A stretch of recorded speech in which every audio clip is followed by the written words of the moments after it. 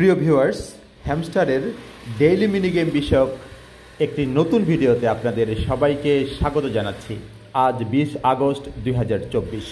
আজকে daily mini গেমটা বেশ সহজ এবং অনেক মজার। চলুন খেলি। প্লের উপর টাচ করি।